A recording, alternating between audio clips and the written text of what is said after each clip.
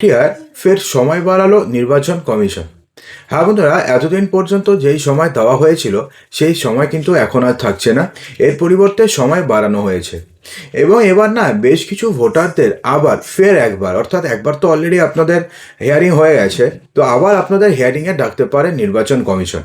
এবং এবার যদি নির্বাচন কমিশন আপনাদেরকে হিয়ারিংয়ে ডাকে তাহলে 7টি ডকুমেন্টস আপনাদেরকে নিয়ে যেতে হবে। দেখুন, ইতিমধ্যে মাধ্যমিকের অ্যাডমিটটা তো অলরেডি ইনভ্যালিড হয়ে আছে, অর্থাৎ অ্যাডমিট কিন্তু বাতিল হয়ে গেছে। তারপরে কি কি বাতিল হয়েছে? ডোমিসাইল সার্টিফিকেট অলরেডি বাতিল হয়ে গেছে। আর কি বাতিল হয়েছে? জমির দলিলও বাতিল হয়ে গেছে।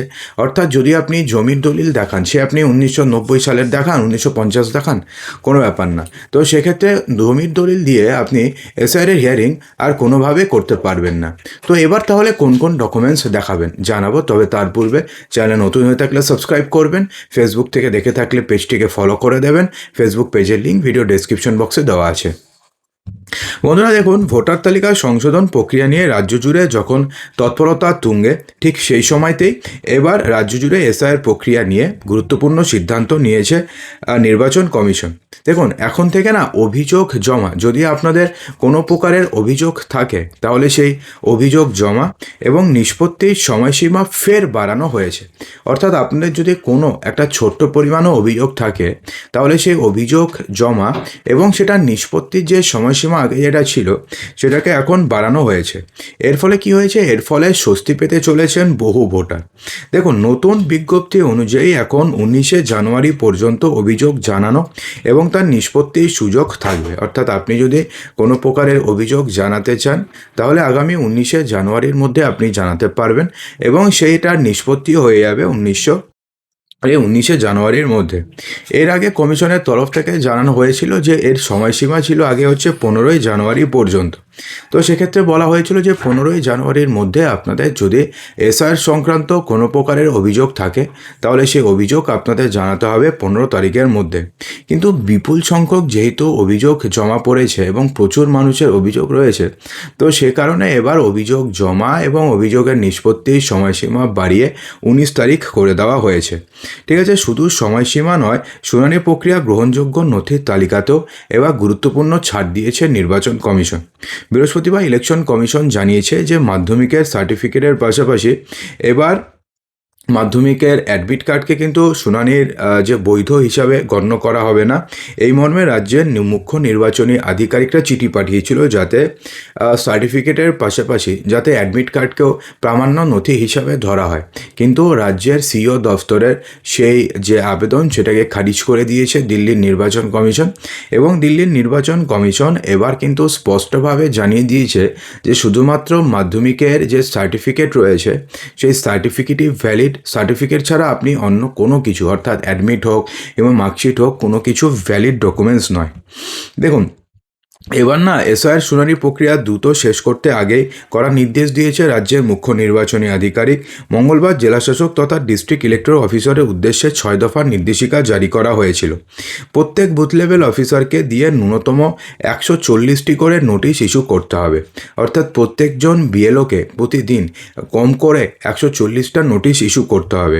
শুনানির জন্য যাদের ডাকা হচ্ছে তাদের নাম আগামী 2 থেকে 3 দিনের মধ্যে সব নোটিশ পৌঁছে দেওয়া নিশ্চিত করতে হবে।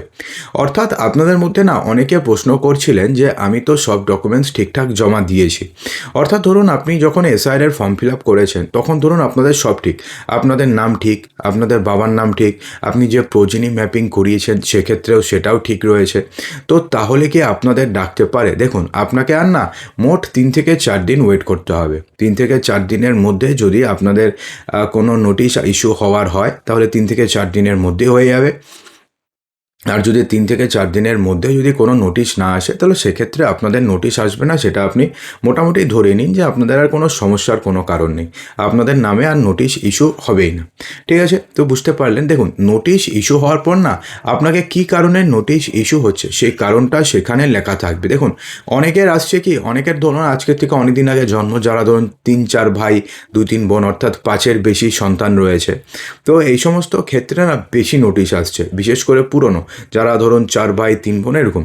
তো সেক্ষেত্রে আসছে যে আপনার বাবার নামে 4-এর বেশি জন যারা রয়েছেন তারা আপনাদের বাবা বলে দাবি করছেন, তো সেক্ষেত্রে সেটার সত্যতা প্রমাণ করার জন্য আপনাদেরকে হিয়ারিংয়ের নোটিশ ইস্যু করবে। সেটা কিন্তু খুব একটা মানে জটিল ব্যাপার নয়। তো আপনি যাবেন, আপনি জাস্ট দেখিয়ে দেবেন যে উনি আপনার বাবা, তাহলেই তো হয়ে গেল। প্যান কার্ডে লেখা থাকে, যদিও প্যান কার্ড ভ্যালিড না, তো আপনাকে কী কী ডকুমেন্টস দিতে হবে সেটা কিন্তু পরের পেজে, অর্থাৎ পুরো যে এসআইআর হিয়ারিংয়ের যদি আপনাকে নোটিশটা দেবে সেখানে স্পষ্টভাবে লেখা থাকবে যে কী কী ডকুমেন্টস আপনাদেরকে দিতে হবে, তাও আমি আপনাদেরকে জানিয়ে দেবো। ঠিক আছে। তো অর্থাৎ ব্যাপারটি হচ্ছে, যদি আপনাকে আর 2 থেকে 3 দিনের মধ্যে যদি না যায়, তাহলে সেক্ষেত্রে আপনাদের কাছে আর এসআইআরের হিয়ারিংয়ের নোটিশ যাওয়ার সম্ভাবনা কিন্তু খুবই কম, অর্থাৎ প্রায় নেই বললেই চলে, অর্থাৎ যাবে না, আপনি ধরে নিন। তো এখন ব্যাপারটি হচ্ছে কাদের কাদের একবার হিয়ারিং হয়ে যাওয়ার পরেও আবার হিয়ারিংয়ের নোটিশ আসতে পারে। আমি তো কিছুক্ষণ আগে জানিয়েছি যে কিছু কিছু ভোটার রয়েছে যাদের আবার আসতে পারে। দেখুন, কিছুদিন আগে পর্যন্ত, অর্থাৎ যখন আনম্যাপড ভোটার রয়েছে যাদের হিয়ারিং চলছিল, সেই সময় তো বলা হয়েছিল যে ডোমিসাইল সার্টিফিকেট ভ্যালিড, অর্থাৎ ডোমিসাইল সার্টিফিকেট যেটা এডিএম দিচ্ছেন অথবা এসডিও দিচ্ছেন সেটা ভ্যালিড। কিন্তু কিছুদিন আগে নির্বাচন কমিশন স্পষ্টভাবে জানিয়ে দিয়েছে যে ডোমিসাইল সার্টিফিকেট ভ্যালিড না, অর্থাৎ রাজ্য সরকার কর্তৃক প্রদত্ত স্থায়ী বাসিন্দা সার্টিফিকেট বা স্থায়ী বাসিন্দা শংসাপত্র বলতে যেটা বোঝায় এবং ডোমিসাইল সার্টিফিকেট দুটো কিন্তু একদমই আলাদা। সে কারণে ডোমিসাইল সার্টিফিকেট প্রথমে বাদ দিয়ে দেওয়া হলো। তো যারা যারা ডোমিসাইল সার্টিফিকেট দেখিয়ে যারা হিয়ারিং করিয়েছে, অর্থাৎ শুধুমাত্র ডোমিসাইল দেখিয়ে, তাদের কিন্তু আবার হিয়ারিংয়ের নোটিশ আসতে পারে। ইতিমধ্যে কিন্তু রাজ্যে আরও 2000-এর বেশি মাইক্রো অবজারভারও কিন্তু নিয়োগ করা হয়েছে, অর্থাৎ আরও যে লোকের হিয়ারিং আসতে চলেছে সেটা কিন্তু বলাই যায়। 1 নম্বর গেলে হচ্ছে এই সমস্ত ভোটারদের আসতে পারে। দ্বিতীয়তে, যারা ধরুন জমির দলিল দেখিয়ে যারা হিয়ারিং করিয়েছেন, তাদের কিন্তু আরও একবার হিয়ারিংয়ের নোটিশ আসার সম্ভাবনা রয়েছে। যারা শুধুমাত্র জমির দলিল দেখিয়ে করিয়েছেন, যারা জমির দলিলের সঙ্গে আরও অনেক কিছু দেখিয়ে করেছেন, তাদের আসবে না, কিন্তু যারা শুধুমাত্র জমির দলিল দেখিয়ে করেছেন তাদের আসতে পারে। এবং যারা ধরুন 2010-এর পরে যাদের ওবিসি সার্টিফিকেট ইস্যু হয়েছে, অর্থাৎ পুরো কাস্টটাই 2010-এর পরে ইনক্লুড হয়েছে, অর্থাৎ আপনাদের কাস্টের আর কেউ আগে কখনো ওবিসি সার্টিফিকেট পায়নি, শুধুমাত্র আপনি পেয়েছেন। এই সমস্ত সিনারিওতে যদি আপনি সেই কাস্ট সার্টিফিকেট দেখিয়ে আপনি যদি হিয়ারিং করিয়ে থাকেন, তাহলে সেই কাস্ট সার্টিফিকেটও বাতিল করা হয়েছে, অর্থাৎ শুধুমাত্র কাস্ট সার্টিফিকেট দেখিয়ে যারা হিয়ারিং করিয়েছেন তাদের আবার ডাকতে পারে নির্বাচন কমিশন হিয়ারিংয়ের জন্য। এবং সেখানে গেলে কিন্তু আপনি যদি আবার কাস্ট সার্টিফিকেট দেন তাহলে কিন্তু চলবে না। তাহলে ব্যাপারটি হচ্ছে, তাহলে আপনাকে কী কী ডকুমেন্টস দিতে হবে? দেখুন, নাম্বার 1, যদি আপনি রাজ্য সরকারি কর্মচারী হয়ে থাকেন অথবা যদি আপনি কেন্দ্র সরকারি কর্মচারী হয়ে থাকেন, তাহলে রাজ্য সরকার অথবা কেন্দ্র সরকার কর্তৃক প্রদত্ত যে আপনার একটা আই কার্ড রয়েছে, সেই আই কার্ড দেখালে চলবে। দ্বিতীয় হচ্ছে, যদি আপনাদের 1987 সালের আগে 1 জুলাইয়ের আগে যদি আপনাদের ব্যাংকের বই করা থাকে, যদি আপনাদের এলআইসির কোনো পলিসি করা থাকে, যদি কোনো পোস্ট অফিসের যদি কোনো পলিসি করা থাকে, বা যদি কোনো পোস্ট অফিসের বই থাকে, তাহলে সেই ডকুমেন্টস বা সেই কাগজটিকে আপনি নিয়ে যেতে পারেন। যদি আপনি পেনশন প্রাপক হয়ে থাকেন তাহলে পিপিও যেটা রয়েছে সেটা দেখালে চলবে। যদি আপনাদের কাছে পাসপোর্ট থাকে, পাসপোর্ট দেখালে চলবে, যদিও পাসপোর্টটি কবে ইস্যু করা সেই সম্বন্ধে কোনো গাইডলাইন্স নেই, তো সে কারণে আপনি পাসপোর্ট যবে ইস্যু করা হোক পাসপোর্ট আপনি নিয়ে যাবেন। যেহেতু পশ্চিমবঙ্গে জালি পাসপোর্টেরও অনেক খবর পাওয়া আছে, সেই কারণে নির্বাচন কমিশন যবে আপনি জমা দেবেন তার 5 দিনের মধ্যে অভিবাসন দপ্তরের সাথে কন্ট্যাক্ট করে বা সেখানে গিয়ে দেখবে যে আপনার পাসপোর্ট আদৌ ভ্যালিড নাকি ভ্যালিড নয়। অর্থাৎ আপনি যদি ভুয়ো পাসপোর্ট দেন তাহলে সেক্ষেত্রে কিন্তু আপনি ছাড় পাবেন না, উল্টে আপনি যদি ধরা পড়েন তাহলে আপনাদের 7 বছরের জেল পর্যন্ত হতে পারে। হলো, তো পাসপোর্ট দেখালে হবে, বার্থ সার্টিফিকেট দেখালে তো হবেই, মাধ্যমিকের অ্যাডমিট, আমি এর আগে বলেছিলাম যে মাধ্যমিকের অ্যাডমিট দেখালে চলবে, কিন্তু এখন নির্বাচন কমিশন বলে দিয়েছে যে মাধ্যমিকের অ্যাডমিট দেখিয়ে কোনো লাভ নেই।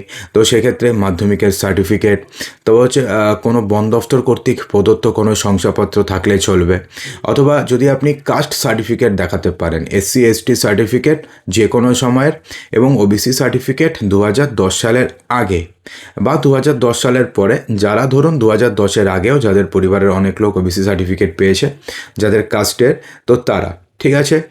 এছাড়া ধরুন রাজ্য সরকার কর্তৃক প্রদত্ত স্থায়ী বাসিন্দা শংসাপত্র, তো এক্ষেত্রে না ডোমিসাইল সার্টিফিকেটটাই কিন্তু কোনোভাবে অ্যাকসেপ্ট করা হয়নি। তো ডোমিসাইল সার্টিফিকেট দেখালে হবে না। যদি আপনাদের রাজ্য সরকার কর্তৃক প্রদত্ত অন্য কোনো স্থায়ী বাসিন্দা শংসাপত্র থাকে তাহলে সেটা দেখাবেন। এরপরে কি লাগবে? এরপরে ধরুন যদি আপনাদের কাছে এনআরসি সার্টিফিকেট থাকে, যেটা ধরুন আসামে হয়েছিল, তো সেই এনআরসি সার্টিফিকেট দিলে হবে, বা যদি আপনাদের বিহারের যে এসআইআর হয়েছে তার যদি কোনো শংসাপত্র থাকে সেটা দেখালে হবে, এবং আপনাকে আধার কার্ড আপনি দেখাতে পারেন শুধুমাত্র পরিচয়পত্র হিসাবে। অর্থাৎ আধার কার্ড দিয়ে আপনি ভারতের নাগরিকত্ব দাবি করতে পারবেন না, কিন্তু আপনি পরিচয়পত্র হিসাবে আপনি আধার কার্ড দেখাতে পারেন। তো এই গেল কিছু ডকুমেন্টস, যে ডকুমেন্টসগুলোর মধ্যে মোটামুটি সবগুলি বা কিছু কিছু আপনাদের কাছে থাকবেই। দেখুন, প্রথমে যখন আপনি যাবেন তো প্রথমে আপনাকে ডেট অফ বার্থ আপনার জিজ্ঞেস করবে। তারপরে ডেট অফ বার্থ অনুযায়ী আপনাকে দিতে হবে ডকুমেন্টস। যদি আপনার জন্ম 1987 সালের আগে হয় তাহলে যে ডকুমেন্টসগুলো বললাম তার মধ্যে যে কোনো একটি ডকুমেন্টস দেবেন। যদি আপনার জন্ম 1987 থেকে 2004 সালের মধ্যে হয় তাহলে পরে আপনার এবং আপনার বাবার অথবা আপনার মায়ের মধ্যে যে কোনো একজনের দেবেন। এবং যদি আপনার জন্ম 2004 সালের পরে হয় তাহলে আপনার বাবার এবং আপনার মায়ের তিনজনের আপনাকে যে ডকুমেন্টসগুলো বললাম তার মধ্যে একটি ডকুমেন্টস দেখাতে হবে। এবং আপনার জন্মের সময় বা আপনার বাবা মার মধ্যে কেউ যদি ভারতীয় না হন তাহলে আপনার জন্মের সময় আপনার বাবা অথবা মা যিনি ভারতীয় নন তার ভ্যালিড পাসপোর্ট এবং ভিসা দেখাতে হবে। এই সমস্ত কিছু যদি আপনি দেখাতে পারেন তাহলে আপনাদের নাম ফাইনাল ভোটার তালিকাতে থাকবে। দেখাতে না পারলে কিন্তু নির্বাচন কমিশন স্পষ্টভাবে বলে দিয়েছে যে যদি কাগজপত্রে বিন্দুমাত্র যদি সন্দেহ থাকে তাহলে তার নাম কোনোভাবেই ফাইনাল ভোটার লিস্টে থাকবে না। তো আশা করব সমস্ত কিছু বোঝাতে পেরেছি। ভালো লাগলে লাইক করবেন, শেয়ার করবেন, চ্যানেলটিকে সাবস্ক্রাইব অবশ্যই করবেন।